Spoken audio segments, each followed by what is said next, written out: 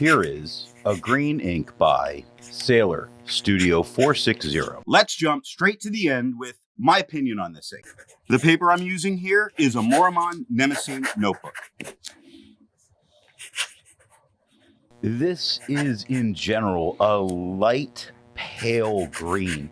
In fact, as I kind of start filming here, the camera had trouble picking up the green on the page. It's very pale. This isn't at all an ink for me, but it doesn't mean that it's bad. Just in general, too light a tone to be really what I go for. I could see this as a secondary on the page, probably. Almost no tone variation by pen, though there is a little, and that's on better papers. Now the tone variation is a little more noticeable on non-fountain pen friendly papers.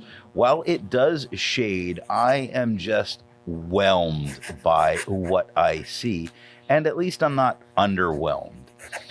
If you like lighter pale greens, then this is perfect for you. It really is. Just not for me. The pen for today is a Tasha Spectrum. All of the writing samples are done with a Retro 51 P51 with an extra fine nib, a Retro 51 Corsair with a medium nib, a Retro 51 Lincoln with a 1.1 stub. Now that we know my opinion on this ink, let's take a look at the first writing sample done on Clairfontaine. Looking at the extra fine nib, it's a light pale green with no feathering and with no spread. It does shade in a sleepy kind of way. Look at sleep on the third line, and you're going to see the S is a little lighter than the L, and it lightens up again into the E's.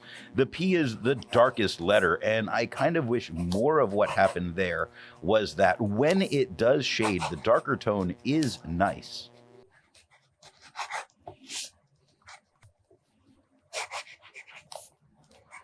Looking at the medium nib, it is the same tone as the extra fine. Now I'm saying the same tone because mostly what we're getting is the darker tones that were the shading of the extra fine, and it shades down to the lighter tones from the extra fine.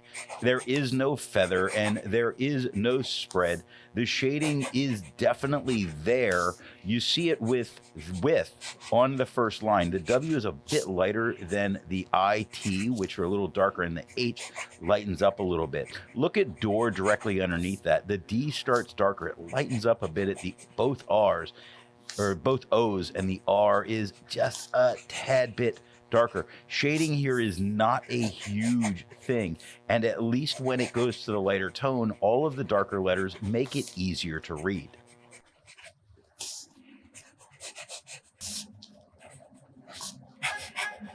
Looking at the stub nib, it is the same tones that we got with the medium. We get no feathering, we get no spread, we get the nicest shading that this really puts out. Look at legged on the first line.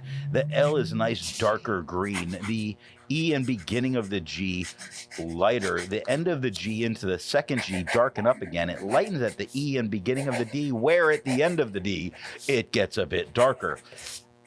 And these are really the tones we see, but more what I would expect is like fire and on the second line, where the F and E of fire are darker, but not dark. The IR is quite a bit lighter, and mostly light, with the end of the D being dark.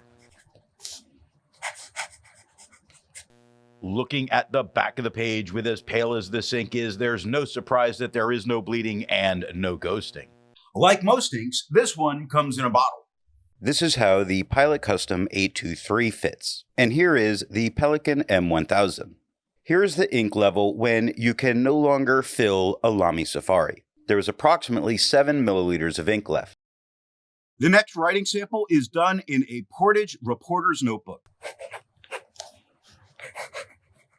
Looking at the extra fine nib, it is a tiny bit darker than it was on the Clairfontaine, making it a bit easier to read. Now, there is no feathering and there is no spread. There is a little bit of shading. Look at there on the first line, where the TH are darker than the rest of the word. It lightens up a bit. And there, the other kind of there was the there as in over there and the there as in people. There is in people on the second line. Starts darker, lightens up a little bit on the E, darkens just a tad on the I, lightening up into the R again.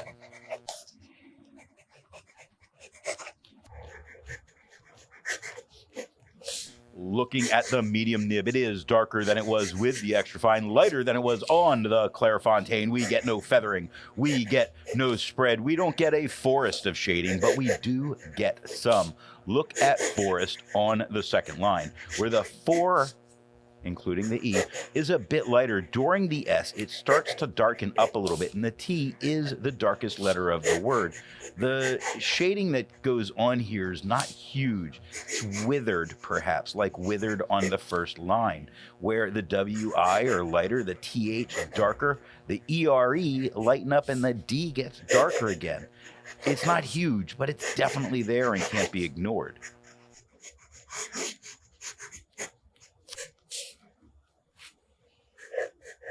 Looking at the stub nib, it is lighter than it was with the medium.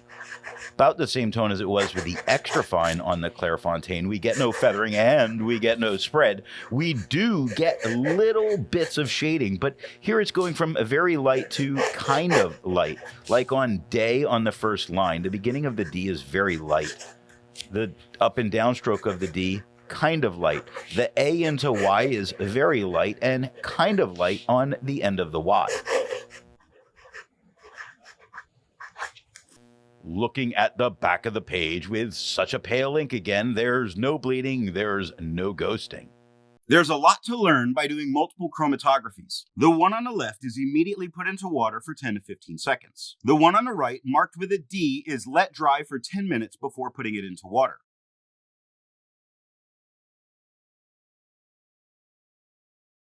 The next writing sample is done on a national brand Steno notebook.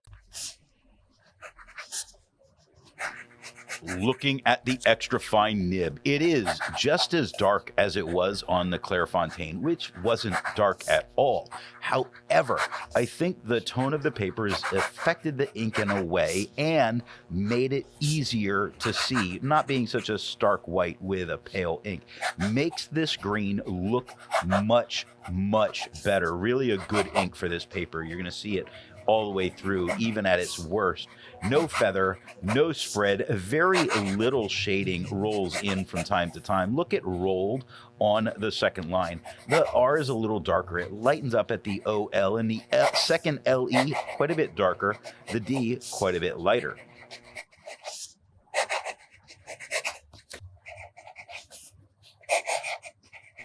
Looking at the medium nib, it is darker than it was with the extra fine.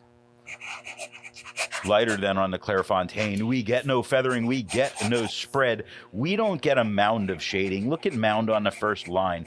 Mostly all one tone. The U is only a tad bit darker. Same with the D, just a tad bit darker. I think some of the shading maybe stands out a little better on the word the on the third line, center of the page, where the T is lighter and the he is just a bit darker. Dark enough that it's noticeable.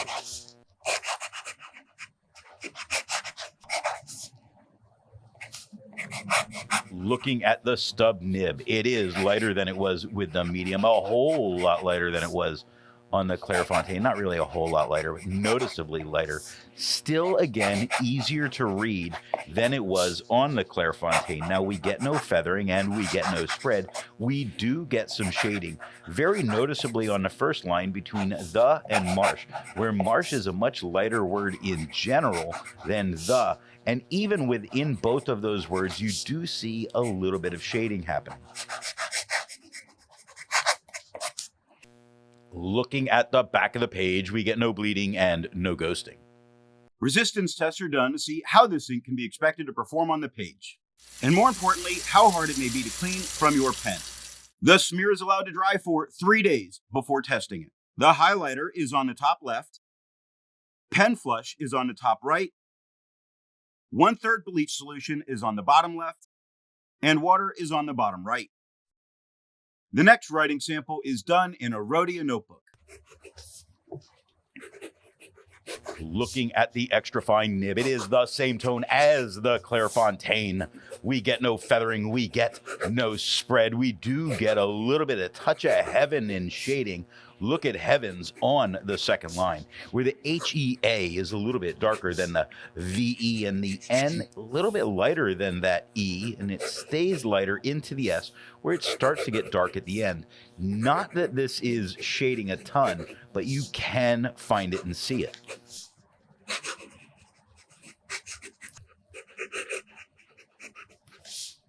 Looking at the medium nib, it is darker than it was with the extra fine, lighter than it was on the Clairfontaine. We get no feathering, we get no spread, we get the bare dragons of some shading. Look at bare on the first line. That was a horrible tie-in. The B starts a bit lighter, the R at the end quite a bit darker.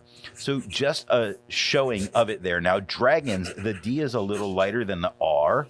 The A is definitely lighter than the R was. It stays lighter on the gone until you get to the S, where it's much darker again.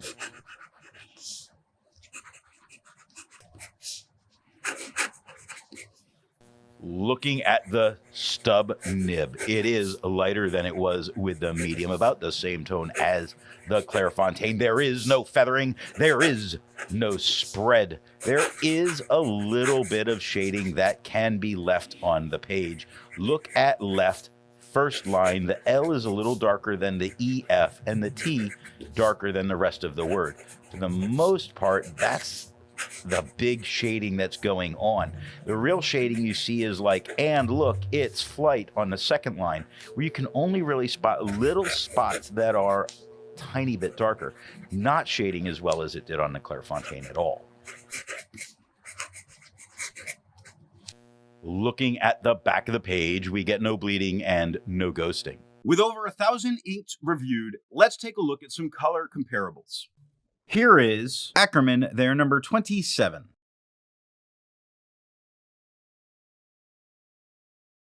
Here is Diatramentis Pine Green.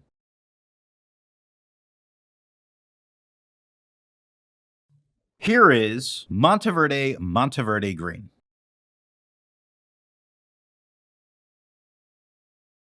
Here is Robert Oster Jade.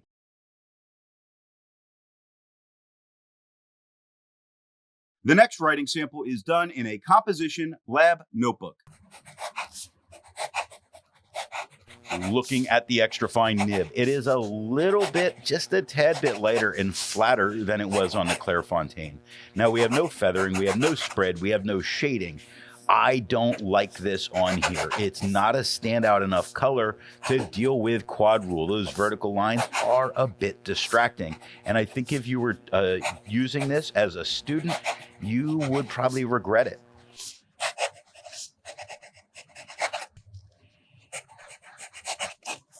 Looking at the medium nib, it is the same tone as it was with the extra fine, lighter than on the Clairfontaine. There is no feathering, there is no spread, there is no shading. And again, the darker line, or the thicker line, I think helps it stand out just a little bit better on the paper. But those vertical lines still, I see them as much as I do the ink. I like a more pronounced color on this type of paper.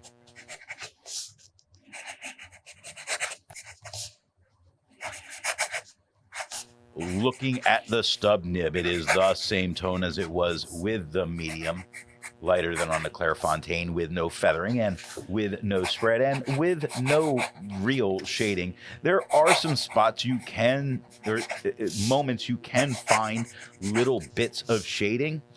And even when in its darker form, like the B of before on the first line, it's not separating itself from the lines on the page. It's really kind of blending with the quad rule, letting it not serve well here. Looking at the back of the page, there's no bleeding and there is no ghosting. And if you used this in my class, I'd probably mark you down a little bit just for putting the strain on my eyes to read it. While it's nice to see ink in the same color family, I prefer to find an ink that complements its color on the page. Here is an orange ink by Elixir tangerine. Here is a purple ink by Diamine Tyron Purple. Here is a black ink by Levenger Raven Black.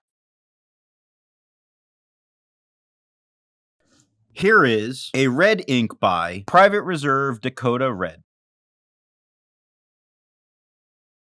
The last writing sample is done on 20-pound copy paper. Looking at the extra fine nib, it is darker than it was on the Clairfontaine. It does feather and it does spread. Neither the feather or the spread are really a problem.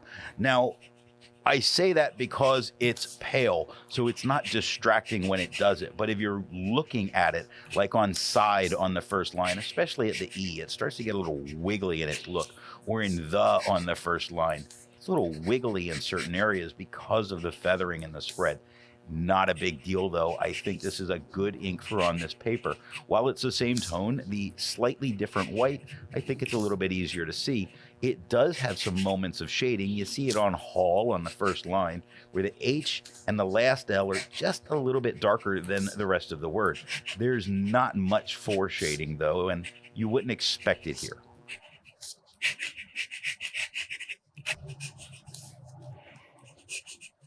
Looking at the medium nib, it's a little bit darker than it was with the extra fine. A little lighter than on the Clairfontaine. There's no feathering. No feathering. I'm looking at mattress, the first word, as I said that, and I don't even know why I said no feathering. I'm seeing straw with straws of feathering coming out of it. Blankets, it's a woolen blanket, so it is a little fuzzy. Not the end of the world, not something that would stop you from using it on the paper. It does spread, same situation. It's not coming all the way up to a broad, so it's not like it's spreading to where you wouldn't use it. It does have some moments of shading, more in one word to the other, like mattress is a little darker than blankets directly underneath it. On them, underneath that, the H is darker than the rest of the word, so yes, it has moments it shades, but only the rare moment.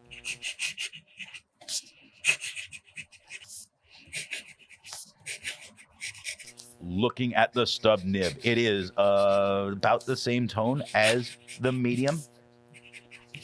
No feathering. No, it feathers. No spread. No, it spreads. Neither the feather or the spread are a concern here. In fact, this ink is performed fairly well on this paper. So if you really do insist on using 20-pound toilet paper, copy paper, then I think you could get a decent performance, even with this being as light as it is. Now, it doesn't shade at all with the stub, which is in itself a bit disappointing. Looking at the back of the page, there's a few spots you can see the ink gets deeper. I'm not sure it's coming through with the camera. I think you could write on both sides because of how light the ink is. It absolutely didn't bleed through. It makes this ink a real winner for 20-pound copy paper. So what nib and pen do I recommend using for this ink? The paper I'm using here is yellow Rhodia paper. The extra fine is the lightest tone by a tiny bit, but again, it's not much. The shading is fair, probably good as a second color on the page. The medium is just a little bit darker, barely noticeable unless they're next to each other, and certainly shades better than the extra fine did. Now the stub is light like the extra fine was, and shades only okay when it does, but left me completely disappointed with what I was seeing. I think for just a little bit darker tone, a wet medium is the way to go, and the stub will expose a bunch of weaknesses that this ink has and really make you unhappy with it. Now, while the wet medium would work, I think a wet fine may be just as good, a little bit darker, and still probably the second color on the page. I hope you got something out of this video, and if you're not subscribed, I would invite you to do so now.